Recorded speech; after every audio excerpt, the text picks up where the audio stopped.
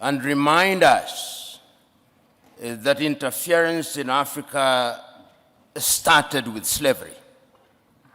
When slavery had lost its value, it graduated into colonization. And that is the context in which Berlin must be seen when the European powers sat in Berlin and divided the continent of Africa into spheres of influence. When colonization had lost its luster through a combination of certain realities and agitation from the continent, we regained our independence. But as John Henry Clark, that great African-American, said, we regained independence by mimicking European governance systems. And he rightly says, no African country will ever succeed on the basis of those systems. After that, the neo-colonial project was instituted. And all of us will remember Kwame Nkrumah's book, Neo-Colonialism, the Last Stage of Imperialism. And he there says the most dangerous. We are now in a neo-colonial stage when the European powers are at their most diabolical, when the Americans are at their most diabolical. And it's not lost on me that they'll be meeting in Hiroshima next week as the G7. And how do they interfere? They interfere militarily. They ensure that you in the military are trained in Sandhurst, are trained in West Point, so they affect your mind. They interfere diplomatically, sometimes through gunboat diplomacy. And that is why you see sometimes your typical European ambassador treats our heads of states in a condescending manner. They interfere through institutions such as the IMF and the World Bank. They interfere by ensuring that our economic infrastructure is beholden to theirs through dollarization. They interfere through education. They interfere by influencing our processes, by lending us advisors who tell us what to do. The neo-colonial project is alive and well, and it is at its most dangerous, and we Africans must smell the coffee. If we don't, they are going to continue to interfere. How else do they interfere? Through NGOs, Danida, CEDA, UK Aid, USAID. These are Trojan horses that are introduced into our countries for the purpose of influencing our processes. And they infiltrate our institutions. Right now, if you look at the African Development Bank, look at the shareholding. It's Americans, it's Germans, it's Japanese, it's the French. And the Europeans have done their bit. They also interfere through post-colonial institutions, the Commonwealth of independent nations. They are not sovereign states, former French-speaking nations. These are the instruments that they interfere through. And how do we then deal with this situation? We Africans must now begin to recognize, and this was recognized as early as 1963, and the chair of the commission is here. They'll be celebrating 60 years in Addis Ababa, Ethiopia. And 60 years ago, on the 24th day of May, Kwame Nkrumah warned us. He said, if we are not united, they are going to interfere with us militarily. They are going to interfere with our economy. They are going to interfere with our agriculture. They are going to interfere with our health. And the military bases that you see here is telling you that if you don't behave, we are going to use force. Sometimes I wish, and I'm saying this seriously, that we too had a nuclear weapon, because that is what Europe and America understands. The impact of European and American and Russian and Chinese interference is a raw wound. It is not something that is in the past. It is something that is happening as we speak. And therefore, when we speak to it, we are speaking to it to warn ourselves of the reality. When we speak about the Danidas and the NGOs, these are bodies whose raison d'etre is to ensure that we remain in a perpetual state of begging. That is what we are doing to warn ourselves. And we are not for 1 minute saying that we will shut ourselves out from the rest of the world. What we are saying is that we must define how we engage with the whole world.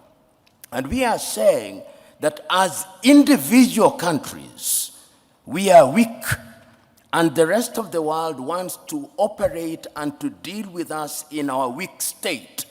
The United States of America are dealing with Rwanda on second-hand clothing. Rwanda cannot resist them. Burundi cannot. Kenya cannot. Uganda cannot. But if we are East Africa with a population of 300 million, we can. If we are SADC, we can. If we are ECOWAS, we can.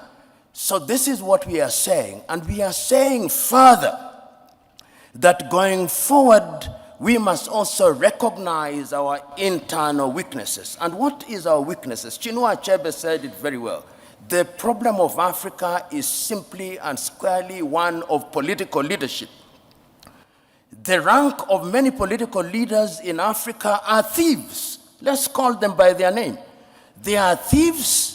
They are individuals who are not interested in the interest of this country. And as long as we continue electing such individuals into positions of power across Africa, they are going to be manipulated.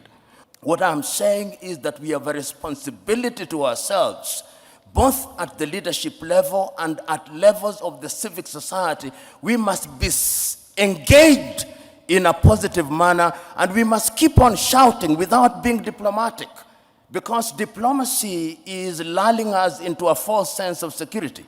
And lastly, I want to say this. When foreign powers come, we must always be reminded of these goodies that they bring to us. It used to be said of the Trojan War that even when the Greeks bear a gift, they do not mean well. They never mean well. And the sooner we say it, recognizing the external threat, recognizing the domestic weaknesses, the safer we are. Right now, as I conclude, there is a group of experts going around East Africa, collecting views about the constitution of East Africa. I've just written to them this morning. They are leaving Kenya. If you ask 10 Kenyans, possibly only one knows they are in Kenya. Then they will be going to Burundi. If you ask your typical African about Africa Agenda 2063 out of 10, if 2 know about Africa Agenda 2063, you'll be lucky. If you ask them about the Africa Continental Free Trade Area 10, if 2 know, you'll be lucky. In other words, we are not doing well. And I'm going to be blunt at these functions. If you ask the chair of the African Union who funds the African Union, possibly 60% of the budget is externally funded. He who pays the piper calls the tune. That is the reality of the world. We must begin to pay for our own things in order to be understood and to be respected.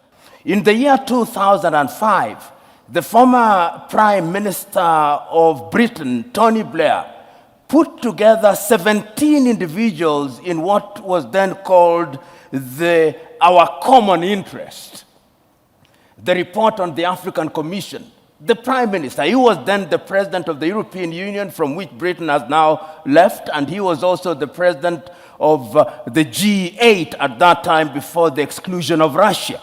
They produced a report Right now, when I see the Blair Institute moving around Africa, they are implementing exactly what was in that particular report, and I have a copy of it, not for the benefit of Africa, but for the benefit of the Institute. And what they have done is to sugarcoat it and camouflage it for the purpose of hoodwinking Africa and for the purposes of creating an environment which benefits foreign companies to the detriment of the continent of Africa. So that some of these engagements are anodinal. They simply lull us into a false sense of security. Do I blame them? No. That is why I agree that we must decolonize all learning. Now, to the question that I've been asked, that is, what can Africa do, particularly with foreign interference? Let us understand that the international economic architecture, as I see it, is one in which Africa did not participate, does not participate in a meaningful way. Take, for example, the Bretton Woods institution that we know about, the World Bank and the IMF, created in 1944 in Bretton Woods in New Hampshire. British economists and American economists immediately after the World War II to target the reparation of Europe through the Marshall Plan. We are grafted into it, and then we become beholden to them. So that when you hear IMF is in your country, you ought to be very worried, because the prescriptions is one size fits all. And if you doubt me, you will remember the prescriptions of the IMF during the structural adjustment in 1980s. Not a single country came out of it in a proper shape. We are not involved in that architecture. Remember also the WTO. The very first meeting of the United Nations in 1945 in San Francisco had a component of the WTO. The WTO, as we know it today, is also constructed in a manner that does not benefit us. The idea is that Africa continues to remain a producer of primary goods, and we continue to consume goods that have value addition. And the president of the commission, or the chairman commission, will agree with me. If you listen to Kwame Nkrumah when he spoke on 24th day of May, 1963, he said, the only way in which we are going to ensure that we survive in this hostile world is to have one government. Perhaps some said he was naive, he was too idealistic, but he could see it. He could see that the smaller we are, the weaker we are in all aspects. He said, even one army, even one foreign policy, he said. And people thought he was naive. As I'm talking to you, there is now a body that is moving around trying to create a constitution for the East African Confederacy, which is a realization that if we want to interfere, if we want to stop foreign interference and we want to engage constructively, we must have a big market, and that market will be the East African market. Hence, Kenya, Uganda, Tanzania, Rwanda, Burundi, South Sudan, and now the Democratic Republic of Congo, and the Somalis are coming in, and I'm told the Ethiopians are also contemplating. And not only in East Africa, in ECOWAS, there was even an attempt to create a currency called the ECO, which was torpedoed, as you know, by the French. And in SADC, these are ways and means of immunizing ourselves against the machinations of not only Europe, but China. And let me correct myself if I was misunderstood. They are small nations. Let's not delude ourselves. The theory of sovereignty of nations is a fiction. Right now, we will have meeting of the G7. Why? Because they are bigger economies and we are not there. Then we'll have the G20, which are slightly bigger. Then they are the smaller nations, and they met recently in Brussels. So we must distinguish the fiction of equality of nations and the reality of nations. And when, therefore, we want to negotiate as the continent of Africa, we are saying the bigger we are, the better we are. So efforts are there. And as I conclude, I'm saying, If we look at Agenda 2063 and we look at Africa Continental Free Trade Area to eliminate tariff and non-tariff barriers, to allow for the free movement of persons, then we would be in a better position to engage.